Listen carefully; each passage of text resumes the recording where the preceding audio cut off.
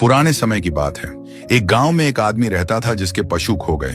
बहुत खोजने के बाद भी जब वह नहीं मिले तो वह दूसरे गांव की ओर निकल पड़ा। दोपहर का समय था। भूख प्यास से बेहाल होकर वह एक खेत से गुजर रहा था जहां ढेरों तरबूज लगे थे।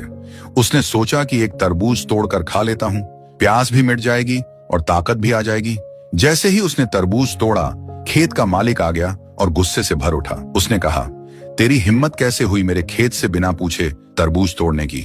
आदमी ने शांत होकर कहा, मैंने चारों ओर देखा था, आप कहीं दिखे नहीं, और इतने सारे तरबूज हैं, एक से क्या फर्क पड़ता? कभी हमारे गांव आना तो आप 4 खा लेना। लेकिन मालिक बोला, मैं तुम्हारी तरह बेवकूफ और चोर नहीं हूं, और उसने तरबूज पर मिट्टी डाल दी। आदमी चुपचाप वहां से चला गया। अगले दिन संयोग से वही खेत का मालिक किसी काम से उसी आदमी के गांव पहुंच गया।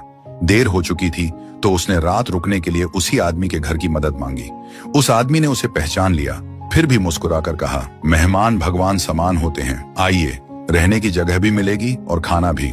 उसने उसे दाल चावल परोसे। अतिथि ने कहा कि थोड़ी शक्कर भी मिल जाए तो अच्छा हो, तो उसने शक्कर और साथ ही 2 बड़े चम्मच घी भी दे दिया।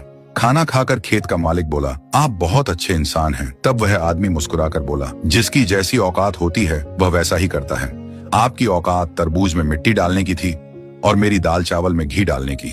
ये सुनकर खेत के मालिक की आंखें शर्म से झुक गईं। निष्कर्ष, ये कहानी हमें सिखाती है कि बुरा व्यवहार कभी अच्छा फल नहीं देता, लेकिन अच्छा व्यवहार इंसान को महान बना देता है। दुनिया में शिकायत नहीं, इंसान से इंसान मिलना ही मायने रखता है।